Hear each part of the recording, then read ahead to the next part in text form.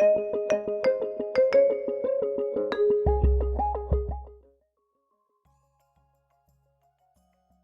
the end of the day, what gives me the most satisfaction is when I treat these patients and I know that if they hadn't come to see me, their life would have been completely different. Man, you're doing something in your universe if you can do that. The mission of UCLA Rheumatology covers 3 areas: patient care, research, and education. Here at UCLA, our doctors, particularly in rheumatology, where I know them best, are really passionate about their care. And few places have a collaborative group, meaning I work with a neurologist and I also work with a pathologist, and we all work closely together, and that's pretty unique. They put the pulmonary doctors on one side of us and the kidney doctors on the other side of us. So if I have a problem with a patient that I'm seeing at that moment, I can just walk around the corner and grab someone a lot of the time. And that's the way it should be for patients. Ultrasound, it's a technology that everybody knows.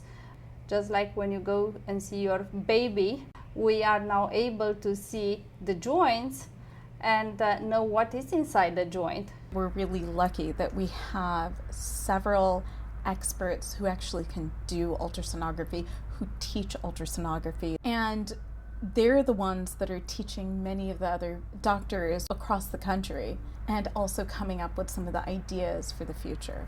UCLA has a lot of areas of research, probably best known for their work in lupus, scleroderma, rheumatoid arthritis, myositis, and the use of ultrasound. We're trying very hard, trying to understand the disease better and trying to see if we can find new ways to treat the patients and have their manage the disease so they can have better quality of life.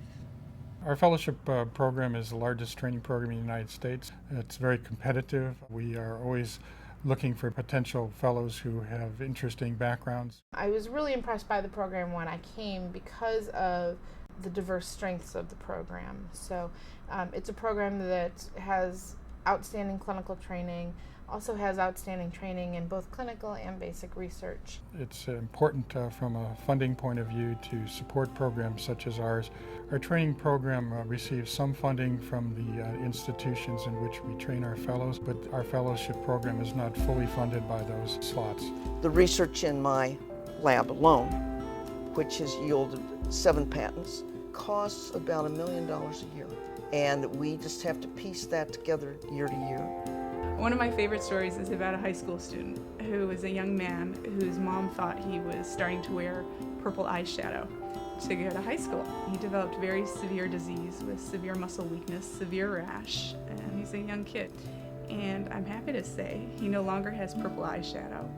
He still has the disease, but it is in a remission, and he's back east in college, and he does everything all his friends does. And the last time I saw him, he told me he didn't really think he had it anymore. He has to take his medication, but he'll live a full life. And right now he doesn't even know that anything's wrong with him. That's awesome. That's really awesome. That's why I do what I do.